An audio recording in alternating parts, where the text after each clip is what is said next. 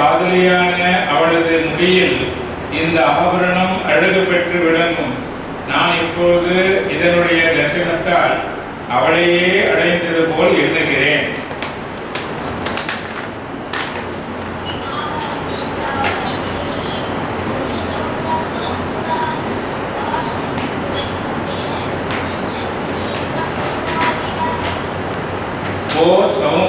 ஓ சௌமியரே, விதேகராஜபுத்திரியான சீதை தாகம் கொண்டவளை தண்ணீரால் எப்படியோ அப்படி வாக்கியங்களாகிற ஜலத்தினால் நனைப்பவளாய் என்ன சொன்னால் இன்னும் ஒரு தடவை சொல்லும்.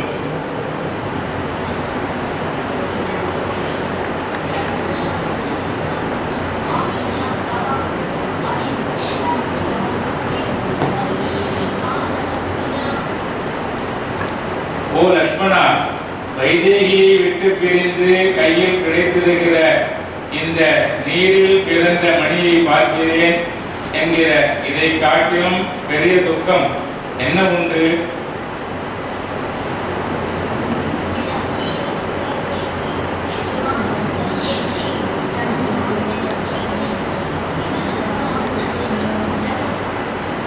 நேசனே, வைதேகி ஒரு மாத காலம் உயிர் தரித்திருப்பாள் என்றால் தீர்க்காயுடையவளாய் இருக்கிறாள். கரும்பெண்ணாளனான அவளை விட்டு பிரிந்து இனி கணப்பொழுதும் உயிரை வைக்கிறேன்.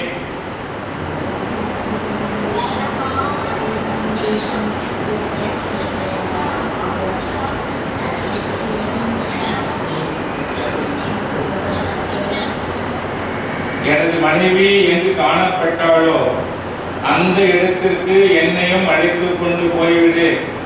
தற்கால சித்தாந்தத்தை தெரிந்து கொண்டும் கனப்பொழுது கூட காலஹரணம் செய்யேன்.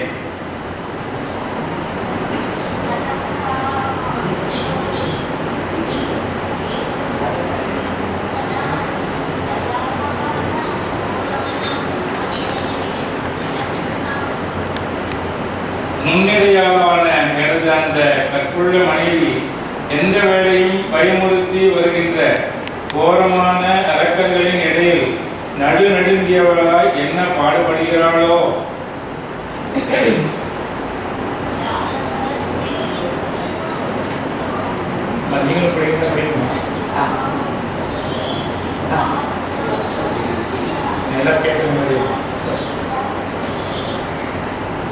அவளுடைய முகம் அரக்கர்களால் மறைக்கப்பட்டதாய் சரத்காலத்து மங்களில்லாத சந்திரன் மேகங்களால் எப்படியோ அப்படி சோபையேற்றிருக்குமே.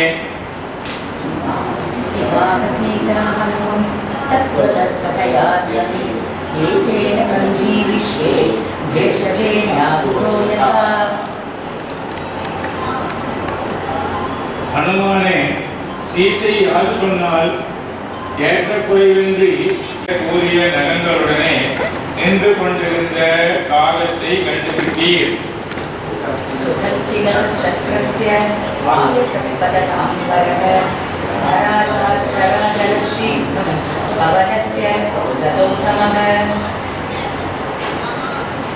அந்த காகம் இந்திரனுடைய மைந்தன், பறவைகளில் சிறந்தது, நதியில் வாயுவுக்கு நிகரானது, ஆதலால் சடக்கென மண்ணில் மறைந்து விட்டது.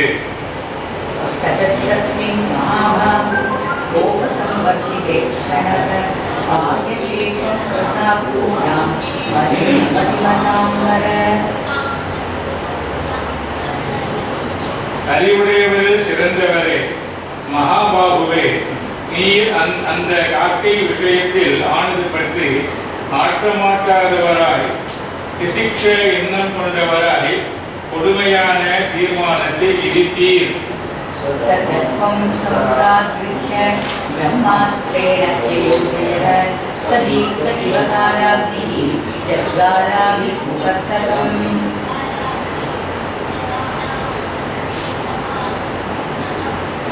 அந்த நீர் தர்பாசனத்திலிருந்து ஒரு தர்பைக்குள்ளேயே போதுமென கொண்டு பிரம்மாஸ்திர மந்திரத்தால் ஓதிவிட்டீர். பக்ஷிக்காக சித்தமாக்கப்பட்ட அது பற்றி எரியும் ஊழி தீயென பற்றி எரிந்தது.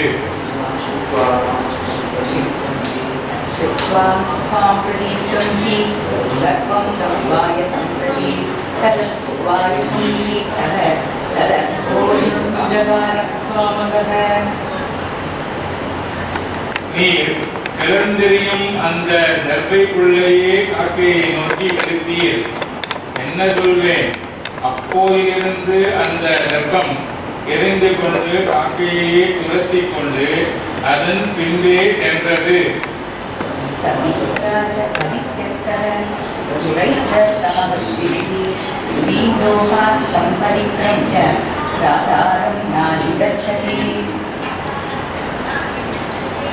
அது மூன்று உலகங்களையும் ஓடி அலைந்து பார்த்து மகிழ்ச்சிகளோடு கூடின எவராலும் தந்தையாலும் கைவிடப்பட்டதாய் காப்பார் ஒருவரை பெறவில்லை.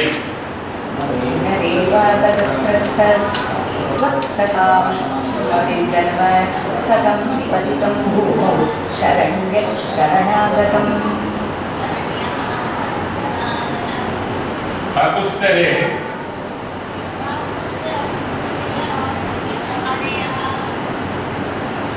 காகுஸ்தரே, சத்ரு சம்ஹாரகரே, அது அஞ்சி நடுங்கியதாய் மறுபடி உமது சந்நிதிக்கே வந்து சேர்ந்தது. சரண்யரான நீர் தரையில் சரணமென்று வந்து விழுந்து கிடந்த அறை கொலைக்குரியதாயிருந்தும் கிருபையால் காத்து அருளினீர்.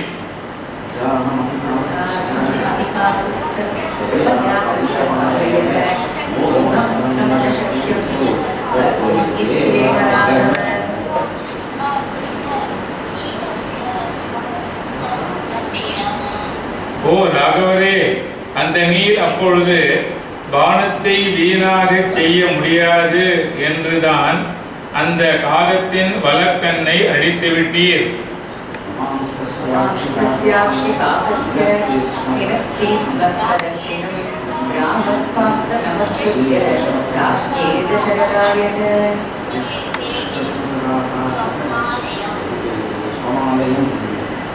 ஸ்ரீராமரே, அந்த காகம் உமக்கும் தசரத மன்னருக்கும் தண்டம் சமர்ப்பித்து அப்பொழுது போக விடை பெற்றதாய் தன் இருப்பிடத்திற்கு போய் சேர்ந்தது.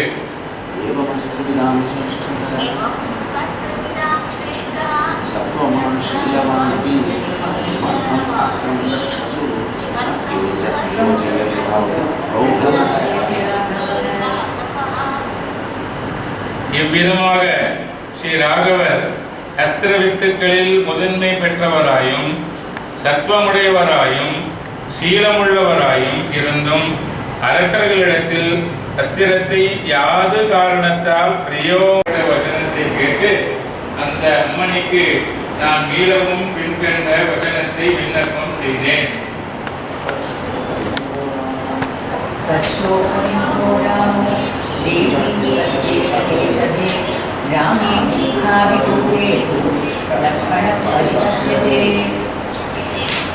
ஓ தேவி, உமக்கு சத்தியத்தின் மீது ஆணையிட்டு கூறுகிறேன், ஸ்ரீராமர் உமது துக்கத்தால் மற்றெதையும் வெறுத்திருக்கின்றார். ஸ்ரீராமர் துக்கத்தில் மூடி கிடக்கையில் அதனால் லக்ஷ்மணர் சோகமுறுகின்றார்.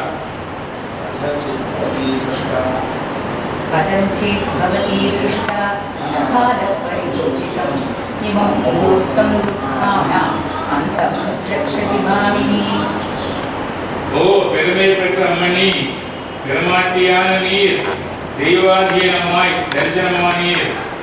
துக்கிப்பதற்கு இது சமயமில்லை. இப்போதே துக்கங்களின் முடிவை காணப்போகிறீர்.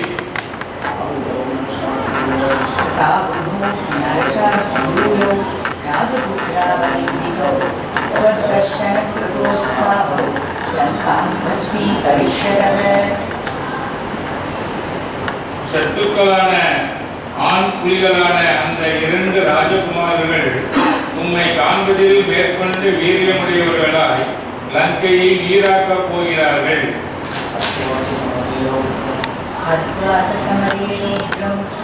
रावणं सतमान्तरं राघवस्त्वां परारोहे स्वां पुरीं नैता ध्रुवम्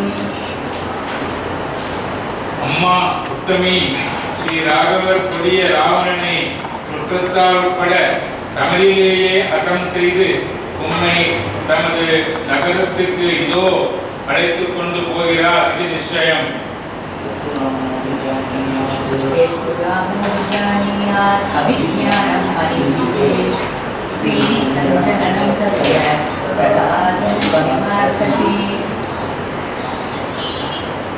ஸ்ரீராமர் இவ்விஷயத்தில் உள்ளபடி உண்மையை கண்டறிய வேண்டும் என்றபடியால் இது விஷயமாய் அவருக்கு பிரீதியை விளைவிக்கின்றதான ஓர் அடையாளத்தை புண்ணியவதி நீர் கொடுக்க திருவுளம் பற்ற வேண்டும்.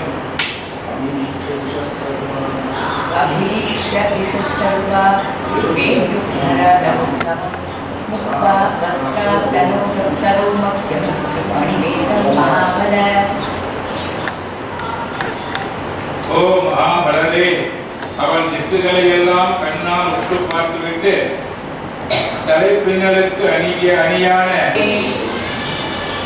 ஏ ரகுநாதரே, திவ்யமான மணியை தேவரீருக்காக பெற்றுக்கொண்டு அந்த மணியை முடி வணங்கி நமஸ்கரித்து திரும்பி வருவதில் நான் துரிதப்பட்டேன்.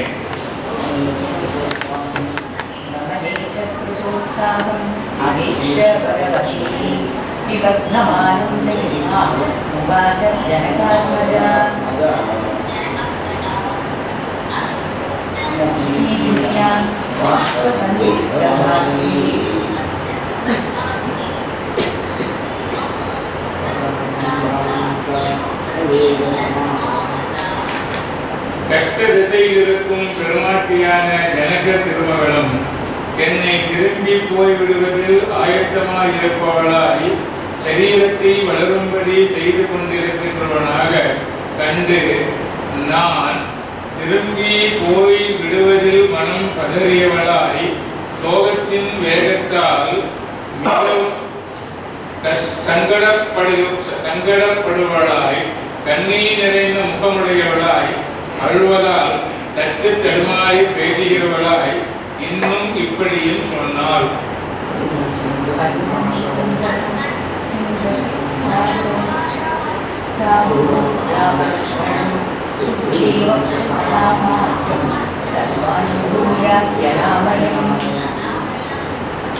ஓ அனுமானே, சிங்கத்தை ஒத்தவாளர்களான அந்த ராமலக்ஷ்மணர்கள் இருவர்களுக்கும் மந்திரிகளோடு கூடிய சுக்ரீவருக்கும் மற்ற எல்லோருக்கும் தவறாமல் குஷலத்தை உரை செய்யும்.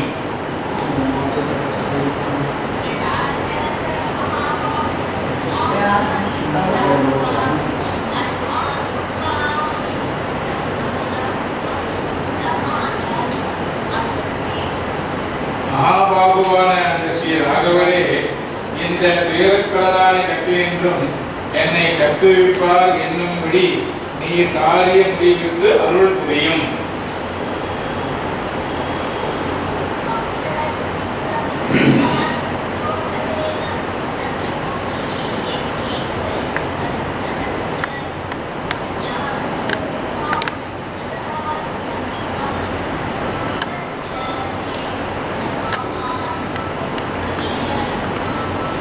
ஓ வானரோத்தமரே, எனது இந்த கொடிய சோகத்தின் வேகத்தையும் இந்த அரக்கிகளால் அரட்டப்படுவதையும் ஸ்ரீராமருக்கு அருகில் சென்றதும் நீர் விண்ணப்பம் செய்ய வேண்டும்.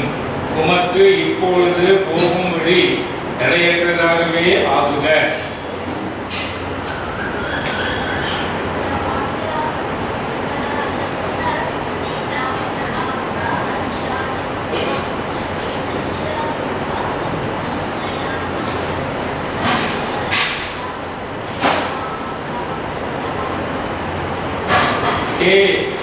ராஜராஜோத்தமரே, சீதாதேவி இப்பொழுது என்னால் சொல்லப்பட்டதான இந்த மனச்சோர்வை காட்டுகிறதும் வினயத்துடன் கூடியதுமான மனுவை தேவரீருக்கு சொல்லி விடுத்தால் தேவரீர் சீதையை அவிச்சின்னமான கற்பு நெறியில் இருப்பவளாக ஆய்ந்து உணர்ந்தே வேண்டும். 68வது சட்டம்.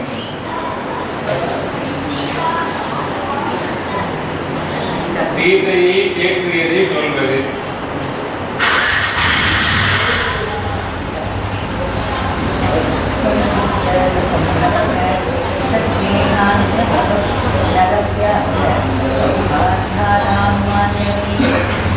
புருஷோத்தமரே, அன்றியும் திரும்பிவிட அவசரப்பட்டுக் கொண்டிருந்த நான் தேவதையுடைய சிநேகத்தாலும் நன்னடத்தாலும் தேவியால் மீளமும் மிகவும் கொண்டாடப்பட்டு மேல் நடக்க வேண்டியதை பற்றி ஆజ్ఞாபிக்கப்பட்டேன்.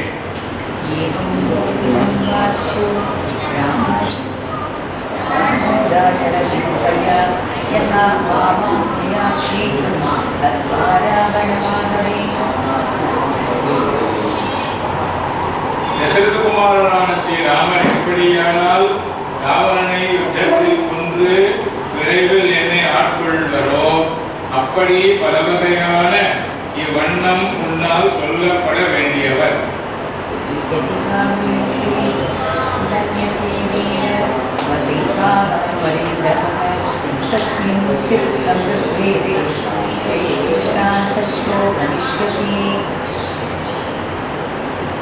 செற்றாரை சிதைக்க வல்ல வீரரே, ஒரு கால் இஷ்டப்படுவீரானால் ஏகாந்தமான ஏதேனும் ஒரு இடத்தில் ஒரு நாள் தாமதிப்பவராயிரும், நாளை திரும்பி போகலாம்.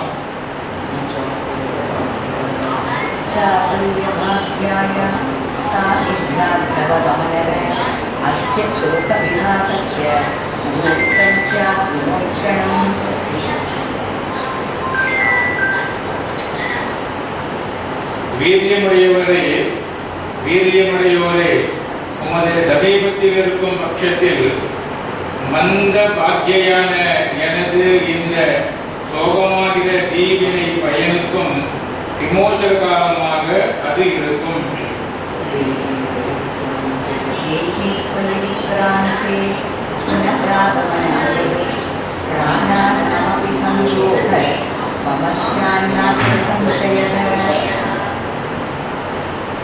பராக்கிரமசாலியான நீர் மறுபடி திரும்பி வருவதற்காகவே சென்ற போதிலும் அப்பொழுது என்னுடைய உயிருக்கு எப்படியாகவும் ஆபத்து நேரிடும், சந்தேகமில்லை.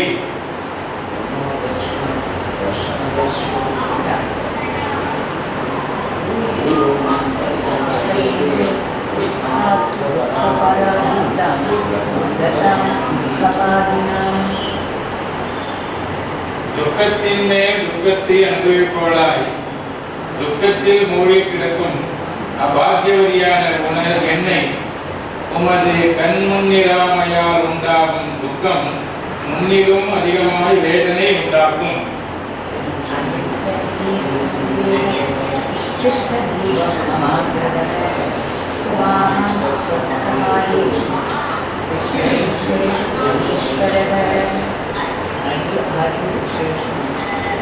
வானர தலைவரே, வீரரே, உமது துணைவர்களான வானவர்கள் விஷயத்திலும் கரடிகள் விஷயத்திலும் முதலில் ஆக வேண்டியதும் முக்கியமானதும் எனக்கு நிச்சயமாகாத இந்த ஒரு விஷயம் இருக்கிறது.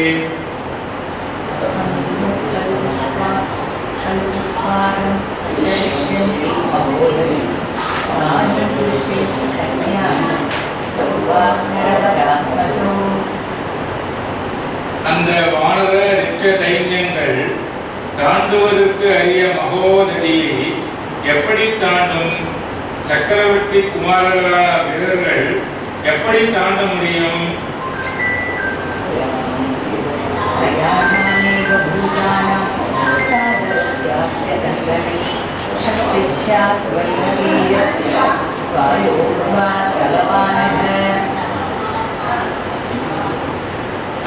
இந்த சமுத்திரத்தை தாண்டுவதில் சக்தியானது சமானர்களாய் மூவர்களான வாயுவுக்கும் தான் கருடலுக்கும் தான் உமக்கும் தான் உள்ளது.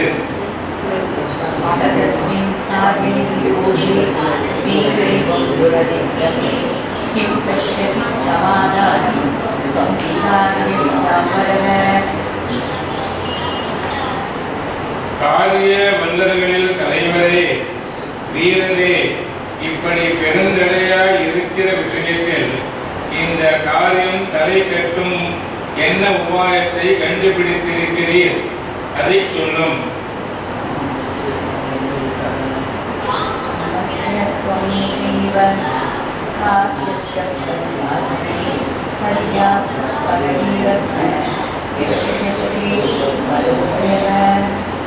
பகைவரை அழிக்க வல்லவரே, இந்த காரியத்தின் சித்தியை பெறும் விஷயத்தில் நீர் ஒன்றியாய் முடிக்க திறமையுள்ளவர்.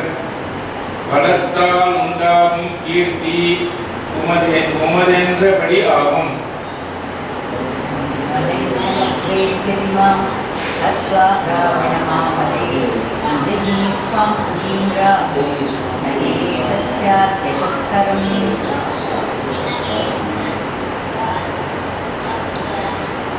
போதுமான சைன்யங்களுடன் ஸ்ரீராமர் ராவணனை போரில் கொன்று வெற்றி பெற்றவராய் தமது நகருக்கு என்னை அழைத்து போவாராயின் அது பெருமையாகும்.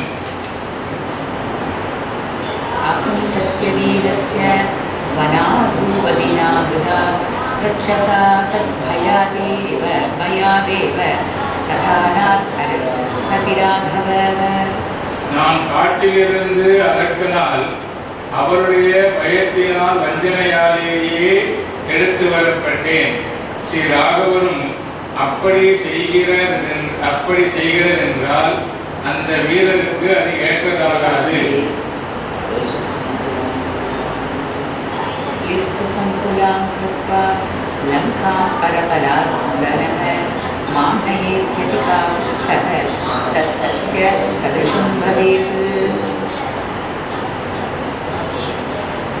பகைவர் பலத்தை குலைக்க வல்ல காகுஸ்தர் சைன்யங்களால் லங்கையை சிதற அடித்து என்னை அழைத்து போவாராகில் அதுதான் அவருக்கு ஏற்றதாக ஆகும்.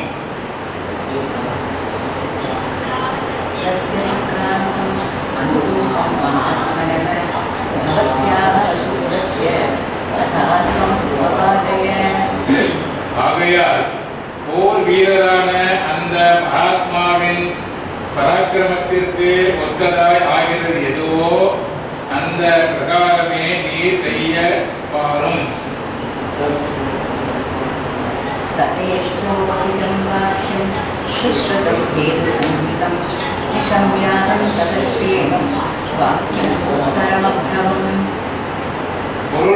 பொருள் அமைந்ததும் ஒன்றுடன் ஒன்று பொருந்தியதும் காரண காரியத்துடன் செறிந்ததுமான அந்த மொழியை கேட்டு சொல்ல வேண்டிய மிகுதியை அதற்கு பதில் சொல்லாக நான் விண்ணப்பம் செய்தேன்.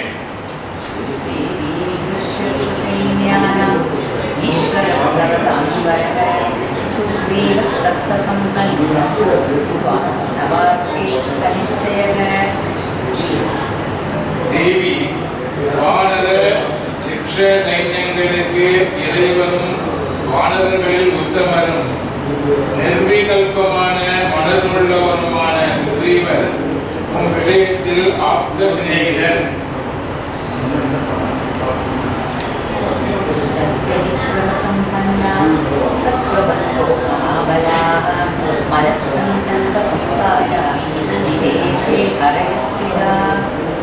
அவருடைய ஏவலின் கீழ் இருக்கும் வானரர்கள் விக்ரமசாலிகள், இடைநெஞ்சம் படைத்தவர்கள், மகாபலிஷ்டர்கள், மனதில் எண்ணியபடி பாய வல்லவர்கள்.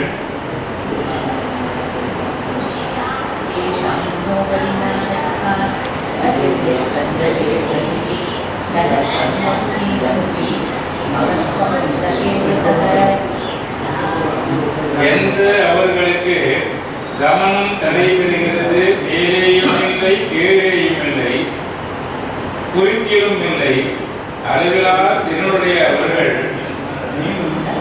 பெருத்த காரியங்களிலும் தடைப்பட மாட்டார்கள்.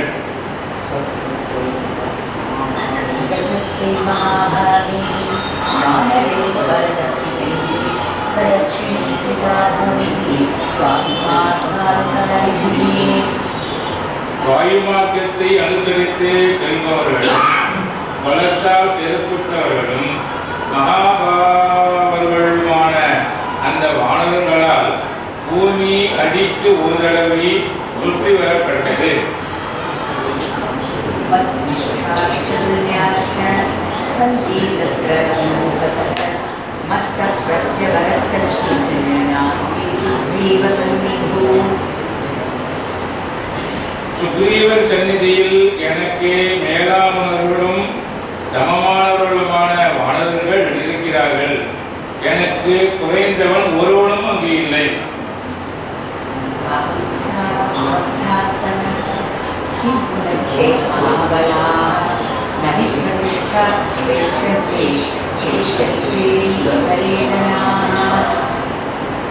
சாமானிய ஜனங்கள் தூதுவிடப்படுகிறார்கள், மேலானவர்கள் தூதுவிடப்படுகிறதில்லை.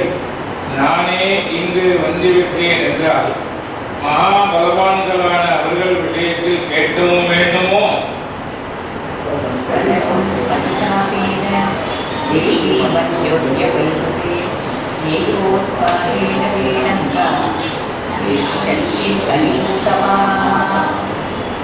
ஆதலால் தேவி பரிதபிக்க வேண்டாம், உமது துன்பம் தொலையட்டும்.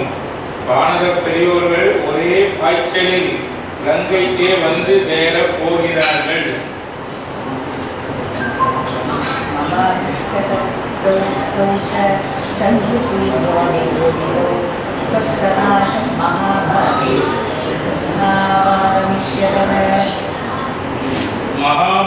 மகானுபாவாய் உதித்த சந்திரன், சூரியன் இவர்கள் போன்ற ஆண் சிங்கங்களான அவ்விருவர்களும் எனது முதுகில் ஏறிக்கொண்டவர்களாய் உம்மிடம் வரப்போகிறார்கள்.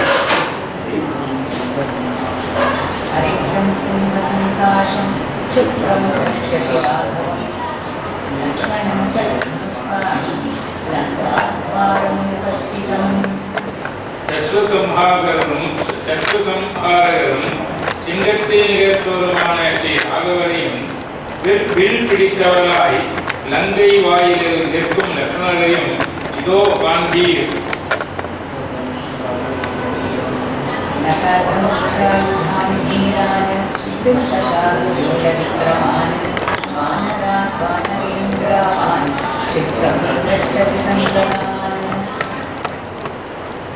நகங்களையும் பற்களையும் ஆயுதமாக உடையவர்களும் சிங்கமும் புலியும் போன்ற வலிமையுடையவர்களும் வானரேந்திரர்களை ஒத்த வீரர்களான வானரர்களையும் ஒன்று கூடி சேர்ந்தவர்களாய் இதோ காணப்போகின்றீர்.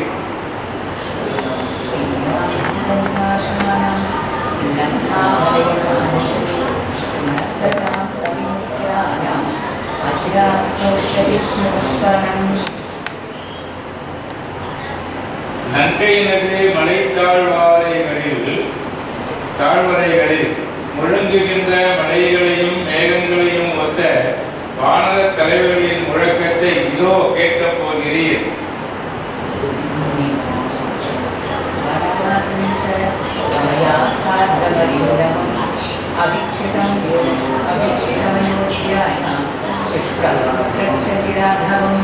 ஸ்ரீ ராகவரை சத்துருக்களை ஒழித்தவராய் வனவாசத்தை பூர்த்தி செய்து திரும்பியவராய் உம்முடன் அயோத்தியில் திருப்பட்டாபிஷேகம் செய்து கொண்டு விளங்குபவராய் விரைவிலே கண்டு மகிழப் போகிறீர்.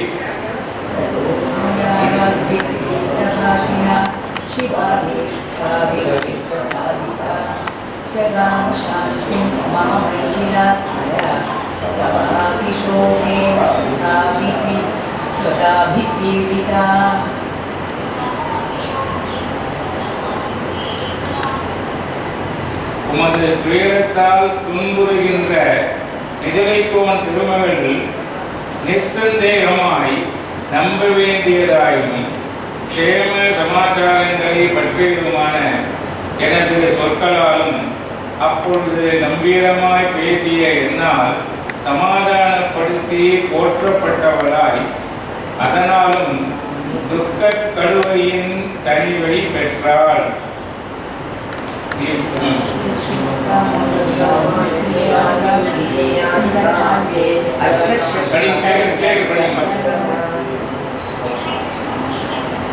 நான் படிக்கிறேன். இவ்விதம்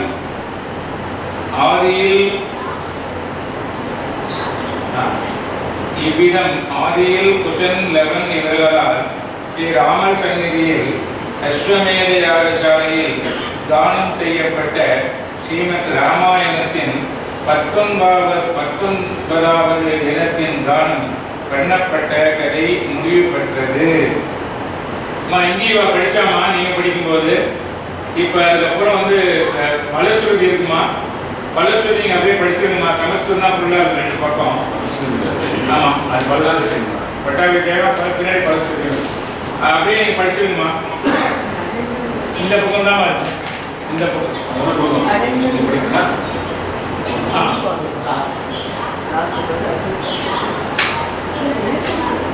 இந்த பக்கம் தான் தமிழ்